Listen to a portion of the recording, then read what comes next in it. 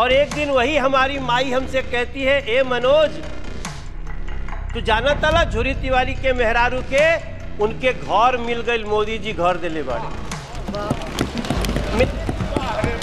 अब किसी वृद्धाश्रम भेजने की जरूरत नहीं पड़ेगी, हम उसका इलाज कराने के लिए मोदी सरकार खड़ी रहेगी। हमें तब गर्व होता है अध्यक्ष जी। अभिवादनशीलस्य नित्यं वृद्धोपसेविना चत्वारः तस्य वर्धन्ते आयुर्विद्या यशो बलम। अध्यक्ष जी बहुत बहुत धन्यवाद, आपने हमें आज महामहिम राष्ट्रपति जी के अभिभाषण पे बोलने का मौका दिया है। मैं इस सदन में तीसरी बार आया हूं और मैं दिल्ली से, नॉर्थ ईस्ट दिल्ली के जनता का बहुत धन्यवाद करना चाहता हूं, जिन्होंने हमें तीसरी बार चुन के भेजा, और सिर्फ हमें ही नहीं भेजा बल्कि हमारे दिल्ली के 7 के 7 लोगों को तीसरी बार जिता करके भेजा है। हम सभी यहाँ सांसद खड़े हैं, जरा इनका संरक्षण करें अध्यक्ष जी।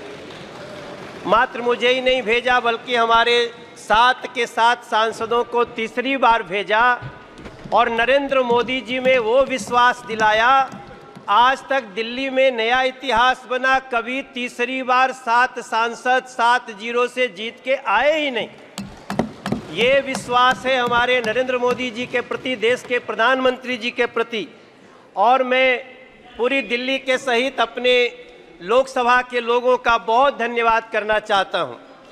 माननीय अध्यक्ष जी, हम जब 2014 में आए थे इस सदन में, तब हम एक दूसरी दुनिया से आए थे, और जब हम सदन में घुसने जा रहे थे, जब मेरी नज़र पड़ी कि देश का प्रधानमंत्री बनने जा रहे एक व्यक्ति, जिन सीढ़ियों से लोग चप्पल जूते पहन के जा रहे थे, अचानक हमने देखा वो नरेंद्र मोदी जी उन सीढ़ियों पर माथा रख के झुक गए थे।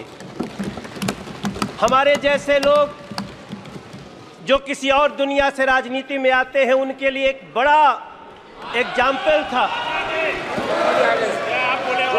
मैंने अध्यक्ष जी,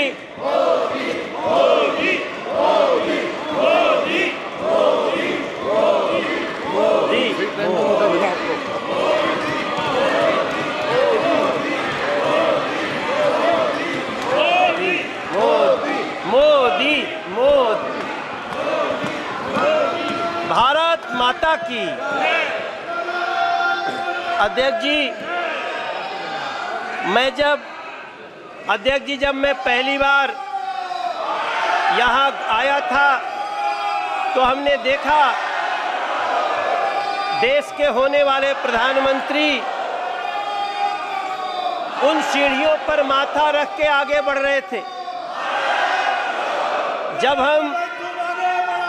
हम दूसरी बार, माननीय अध्यक्ष जी, जब हम दूसरी बार 2019 में जब हम संसद में आए, तो हमने देखा देश के प्रधानमंत्री पद पे आ रहे नरेंद्र मोदी जी ने सबसे पहले संविधान को ऐसे माथा झुका करके प्रणाम किया। वो दृश्य हमारे लिए, और मैं समझता हूं मेरे सभी साथियों के लिए, हाथ में संविधान लेना भी ठीक है, लेकिन संविधान लहराना और संविधान की पूजा करना दोनों में अंतर है। हमने नरेंद्र मोदी जी को संविधान की पूजा करते हुए देखा है।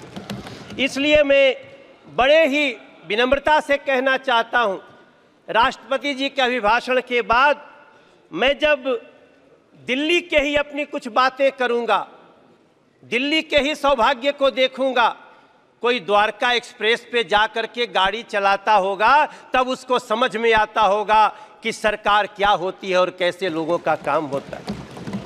NH-24 पे जाते होंगे, आज दिल्ली मेरठ तक चली गई है अध्यक्ष जी।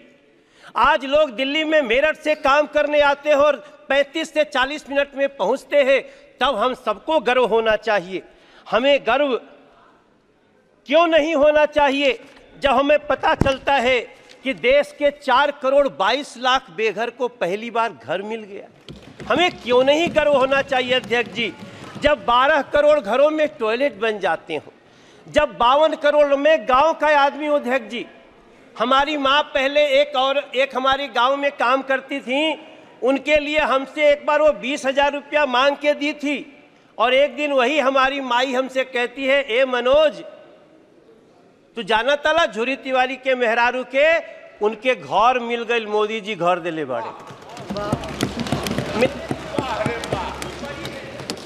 अध्यक्ष जी, हम जानते हैं कि गांव में घरों में टॉयलेट न होने का क्या दंश होता था। हम लोग साइकिल से जाते थे तो सड़क पे खड़ी महिलाएं खड़ी हो जाती थीं।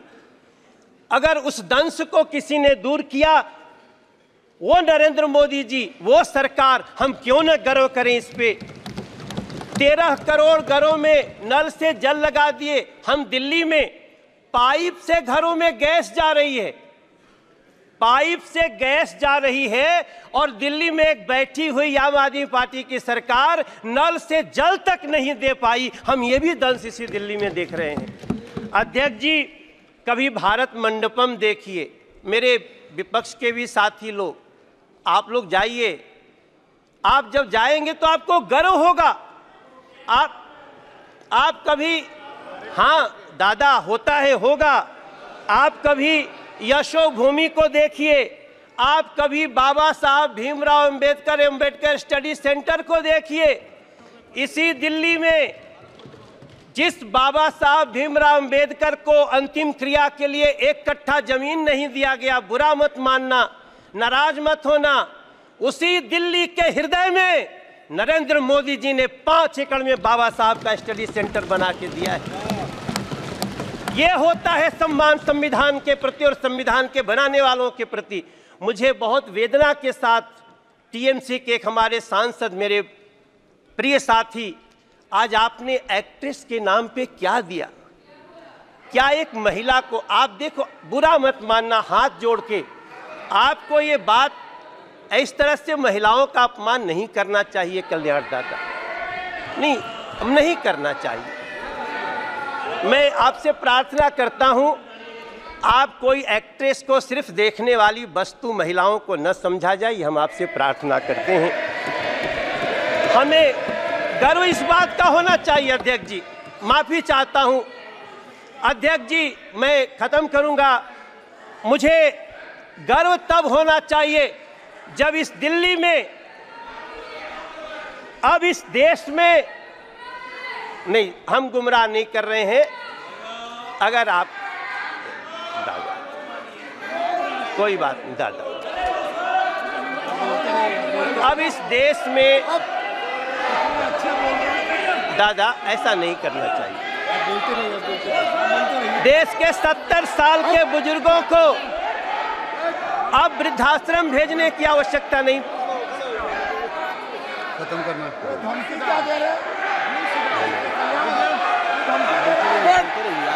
जी अध्यक्ष जी,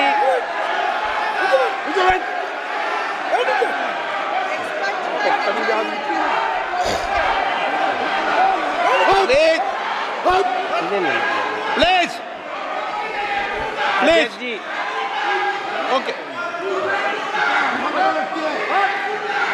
प्लीज अध्यक्ष जी, प्लीज प्लीज,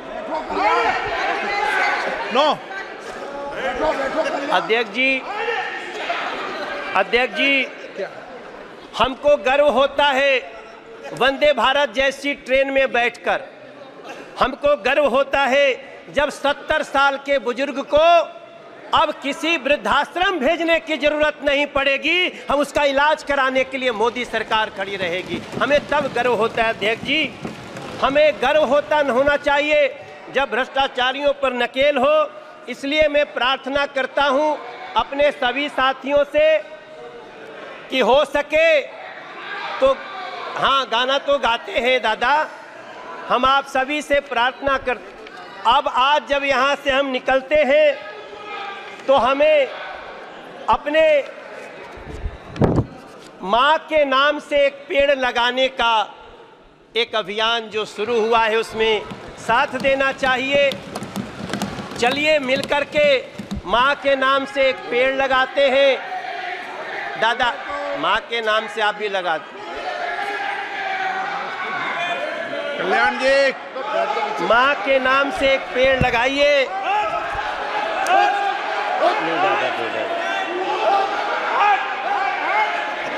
और मैं अध्यक्ष जी, मैं एक लाइन के प्लीज नरेंद्र मोदी जी सरकार को प्लीज तीसरी बार अगर इस देश की जनता ने चुन के भेजा है,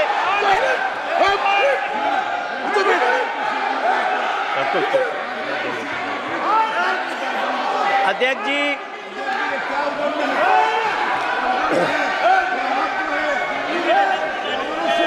बैठो।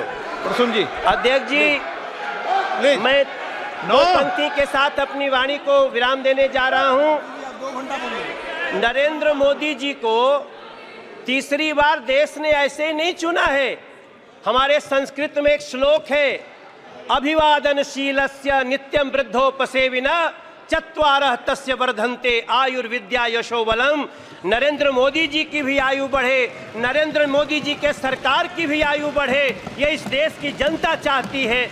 आपने हमें बोलने का मौका दिया। मैं राष्ट्रपति जी के अभिभाषण को बहुत ही उत्तम मानता हूं, बहुत समर्थन करता हूं। आपको धन्यवाद देता हूं।